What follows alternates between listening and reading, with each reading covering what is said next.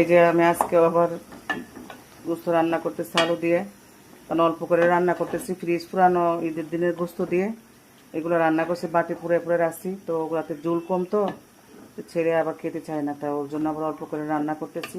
আর একটা কলা সিদ্ধ করতেছি ওর আব্বুর জন্য, ওর আব্বু কলা ভর্তা পছন্দ করে। তো আজকে দেখতে থাকুন, আজকে অনেক রান্না বাড়াই আছে, টুকটাক করবো, আরও কাজকর্ম কিছু আছে, এগুলো দেখাবো। তো আস্তে ধীরে করতে থাকি।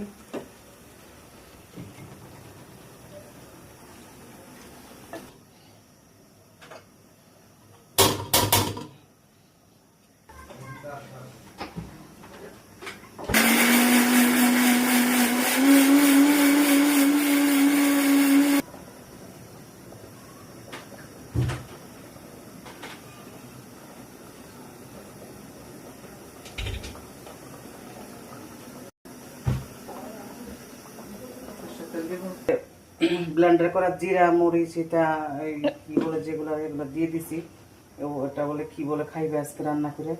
তা আমি ওইটা ইয়ে করতেছি, ম্যারিনেট করতেছি। তো দেখা যাক কি রান্না করে খাও। রসুনের পেস্টের পরিমাণ মতো দিয়ে দিচ্ছি। এখন দিয়ে দিচ্ছি এই যে মেজবাইনা মশলা বলে যেটা, স্বাচ্ছন্দ্য বোধ করি, কারণ আমার অভ্যাস হয়ে গেছে, কারণ তাই না, যা যেটা অভ্যাস হয়ে যায় এটাই ভালো লাগে।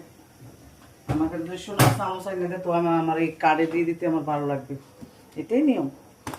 যার যেটা আছে সেটাই, তার জন্য অনেক কিছু। তো আমি ধনিয়ার গুঁড়া দিয়ে দিছি পরিমাণ মতো। এটা হয়েছে কি বন্ধুরা জানেন, আচারি মশলা, আচারি মাংস আছে না, আচারি মাংস বলে না, এটা আচারি মাংস, বুঝছেন?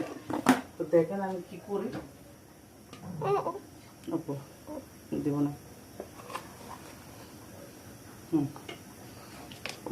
তো আজকে কি রান্না করি, কারণ খাওয়ার কোনো ইচ্ছা নাই আমার। আমি অন্তত খাবো না। মশলাটা কেমন আপনারা দেখেন, দেখেন এখানে মরিচ আর এসে জিরা, আলু দিতে বলতেছে, তো দেওয়ার পরে কেমন হয় আল্লাহ জানে। আমার মনে হয় না তরকারি হবে, এটা অন্য কিছু হবে। যাই হোক, অন্য কিছু হলে আমার কি, আমি তো আর খাবো না, দরকার নেই আমার খাবার, কারণ এটা খাইলে আমি 3 দিন ফিরিয়ে থাকবো। আমি কিন্তু হেলদি খাবার খাই, বুঝছেন? আমি গরম মশলার তরকারি খেতে পারি না। আমি রান্না করি যেটা, এটা আমি খাই না। খাই কিন্তু আমি আর একটা, যেমন ডিম ফ্রাই, সবজি, শাক, এসব দিয়ে আমি ভাত খাই। আমি কিন্তু এইসব গরম মশলা তরকারি একেবারে খেতে পারি না। তো এটা আমি কিছুক্ষণ ম্যারিনেট করে রেখে দেবো, কারণ এইটা ম্যারিনেট করে না রাখলে কি হয়, ভিতরে মশলাটা ঢোকে না। তো ম্যারিনেট করে আমি রেখে দিচ্ছি, দেখেন। তো আমার এটা ডেকে রাখবো এখন। দেখছি এটা কষানো হয়ে গেছে, কারণ কালারটা খুব সুন্দর হয়েছে না, অপূর্ব একটা কালার আছে, দেখুন।